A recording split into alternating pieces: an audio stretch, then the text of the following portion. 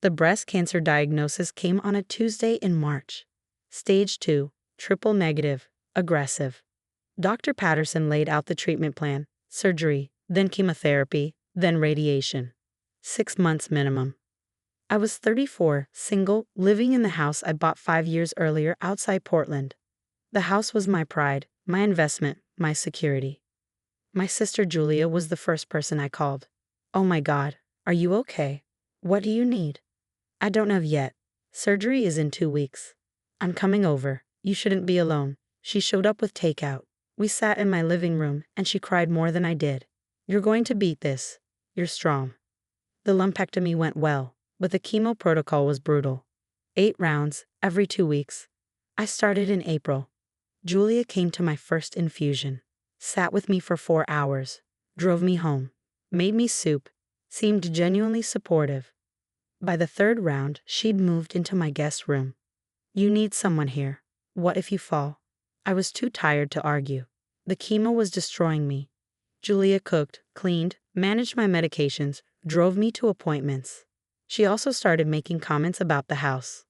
"This is a lot of space for one person. The mortgage, utilities, maintenance. Maybe you should think about downsizing." "I'm not selling my house. If treatment gets expensive, if you can't work, you might need the equity."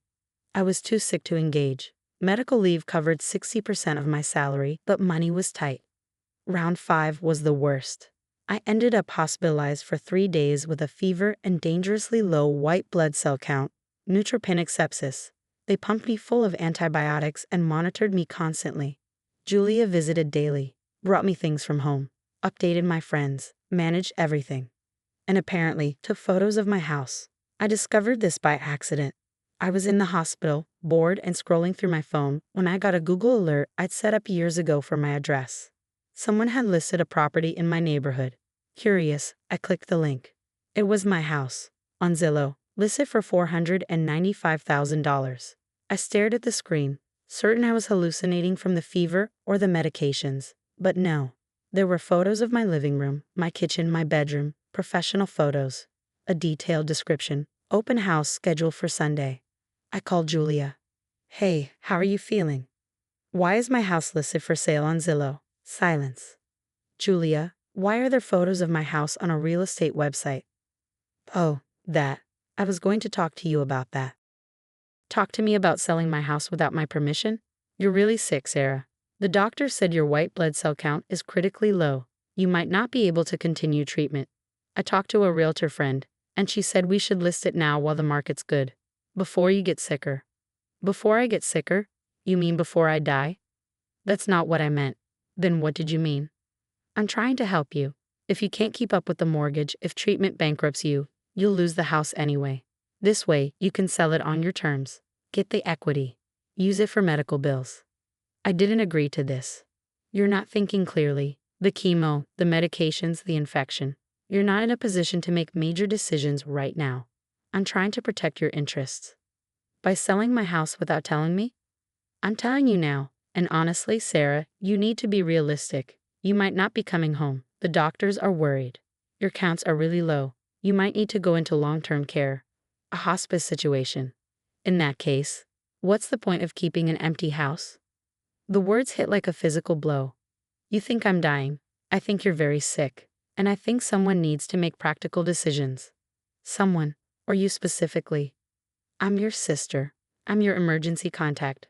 I'm the one who's been taking care of everything. I'm trying to help." I hung up.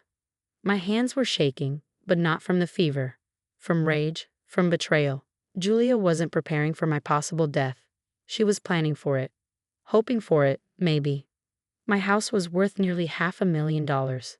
If I died and she was my next of kin, she'd inherit everything. But I wasn't dead, and I wasn't going to let her steal my house. I called my lawyer Thomas, a college friend who'd handled my house purchase and my will. He answered on the 3rd ring.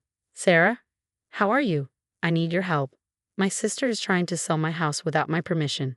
She's listed it online. She told the realtor she has authority to sell it." "Does she have power of attorney?" "No, I never gave her that." "Then she has no legal authority. I can send a cease and desist to the realtor immediately." "But Sarah, we should talk about protecting your assets." If you're worried about your sister trying to control your property, we need to take steps. What kind of steps? You could transfer the property into a trust. Or, if you're interested in estate planning, you could donate it. Get the tax benefit while you're alive and ensure it goes where you want it to go. Donate it? To whom? Well, given your situation, you might consider a cancer research organization.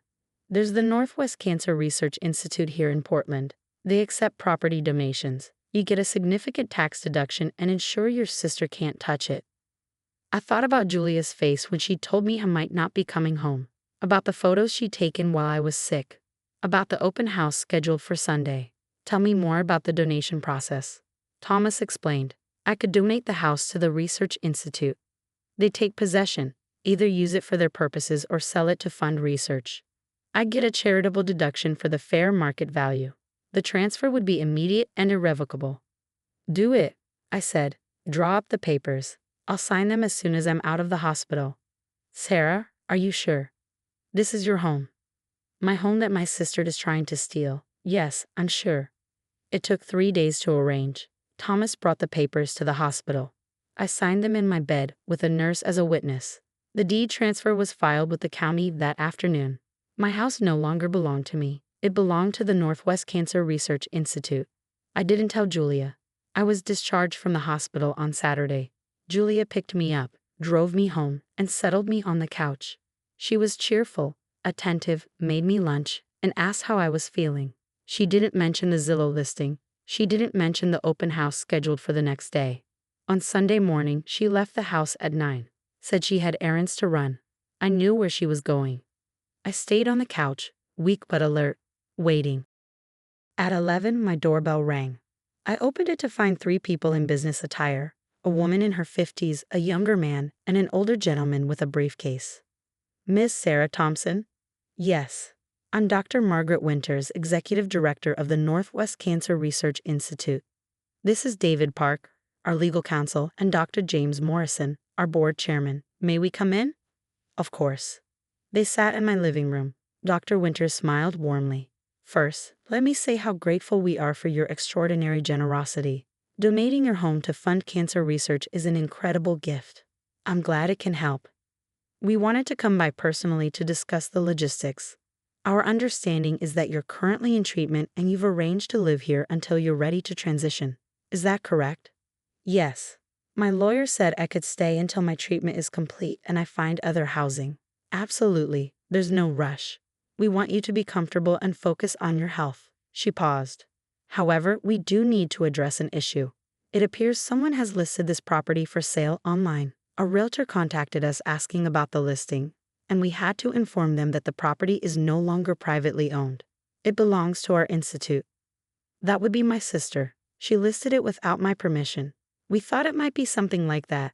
Our legal counsel will handle it, but we wanted to meet you and make sure you're okay. The doorbell rang again. I opened it to find Julia, her face flushed and furious. What the hell is going on? The realtor just called me screaming about fraud. She said the property isn't for sale. She said I don't have authority. She's threatening to report me. She pushed past me and saw the 3 people in my living room. Who are you? Dr. Winters stood, extending her hand. Dr. Margaret Winters, Executive Director of the Northwest Cancer Research Institute. You must be Julia. Julia's face went white. What? We're the legal owners of this property. Sarah generously donated her home to our organization last week. The deed has been transferred and recorded. This house belongs to the institute now. That's impossible. Sarah's sick. She's not capable of making decisions like that. On the contrary, David Park said, standing. Ms. Thompson was evaluated by her medical team and deemed fully competent.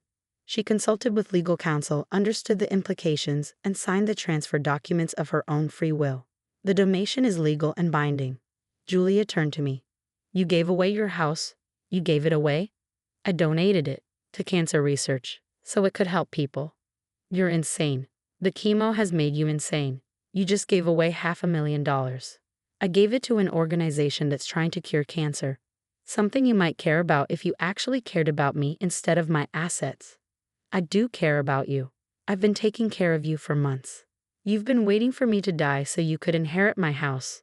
You listed it for sale while I was in the hospital fighting sepsis. You told people I was too sick to come home. I was trying to help you.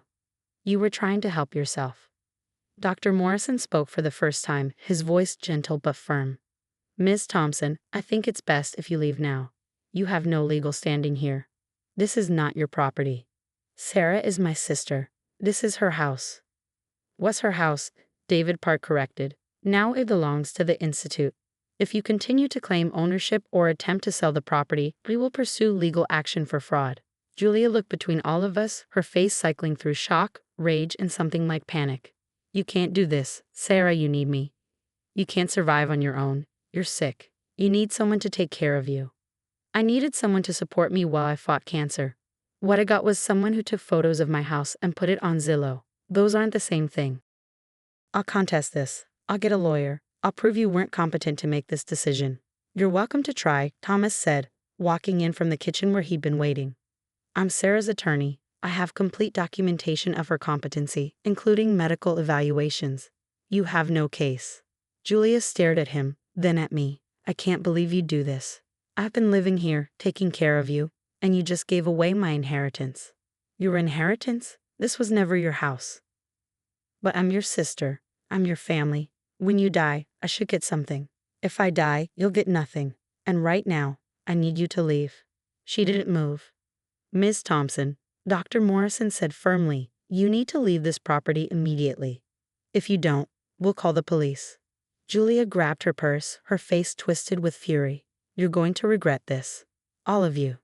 She slammed the door on her way out. My phone started buzzing immediately. Text after text after text. I glanced at it and saw they were all from Julia. Dr. Winters smiled kindly. Why don't you silence that for now? You don't need that stress. I put my phone on silent, but I could see the notification count climbing. 10 messages, 20, 50. By evening, it had reached 167 messages. I didn't read any of them. Thomas advised me to keep them as evidence in case Julia tried to pursue legal action, but not to engage. Dr. Winters and her colleagues stayed for another hour, going over the details. I could live in the house rent-free until I was healthy enough to move. They'd cover the utilities and maintenance. They were in no rush to sell the property. Their priority was supporting my recovery. This is an unusual situation, Dr. Winters admitted. We don't often meet our donors during such difficult circumstances. But your generosity, even while fighting your own battle, is remarkable. I just wanted to make sure it went somewhere meaningful, not to someone who was waiting for me to die. Well, it will certainly be meaningful. Your donation will fund years of research. You're quite literally helping to save lives.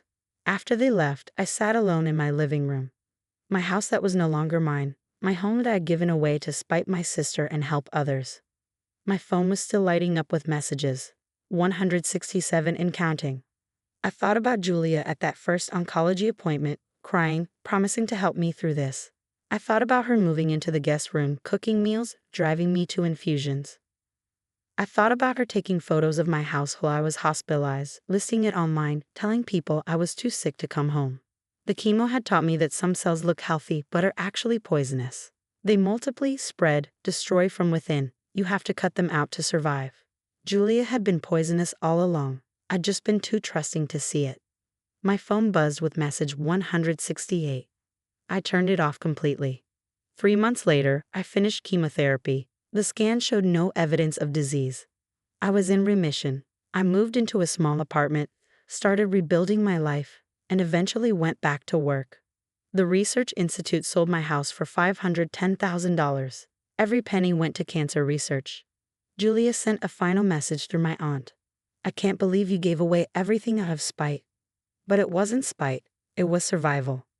I learned that you can't let poisonous people destroy you while you're fighting to live. Sometimes the best treatment plan isn't just for the cancer in your body, it's for the cancer in your family too.